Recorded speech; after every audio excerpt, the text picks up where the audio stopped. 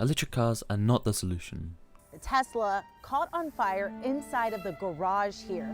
You're looking at video from We've always been told electric cars are the solution to global warming, and that cars are destroying the environment. In this video, we're going to dive into this and see if this is the truth, or a big scam electric car companies are pushing to make billions.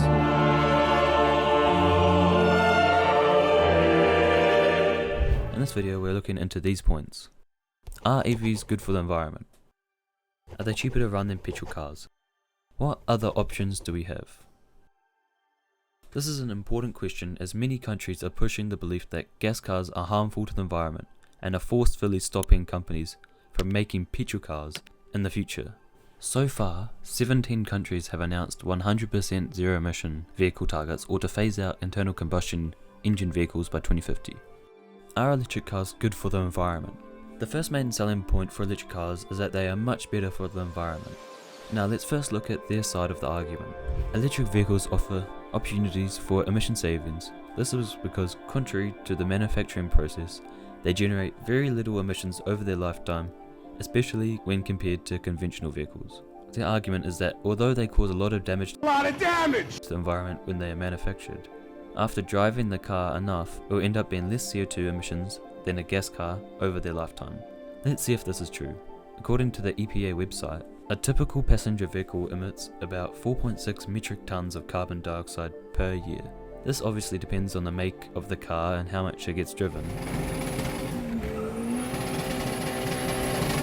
But let's use this amount as an example. How much CO2 does manufacturing a lithium-ion battery cost?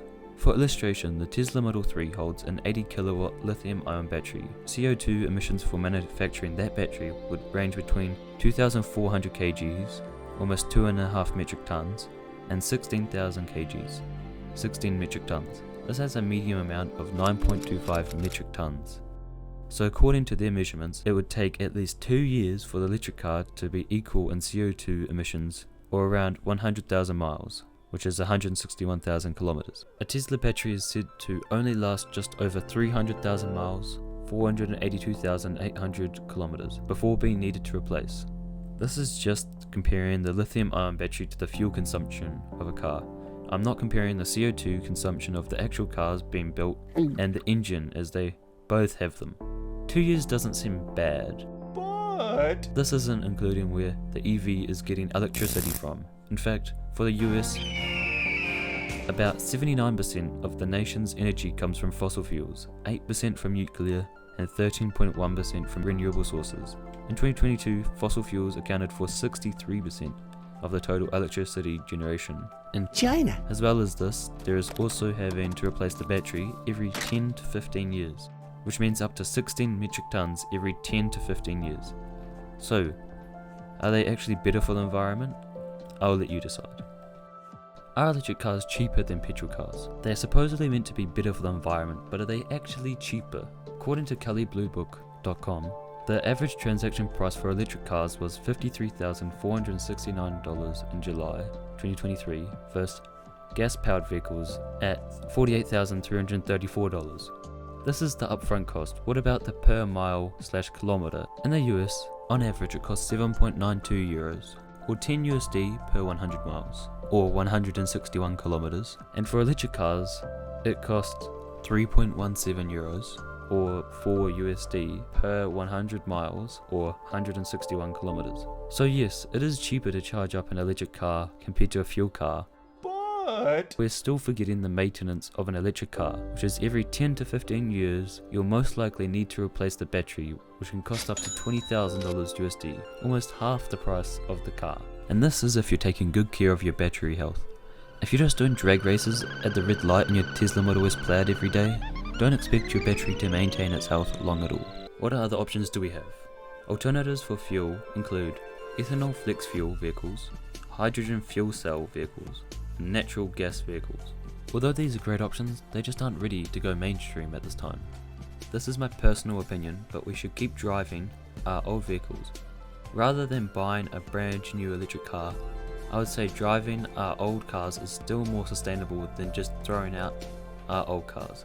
Why create all those CO2 emissions, drilling all the resources, manufacturing and transporting a brand new car just to send your old one to the junkyard?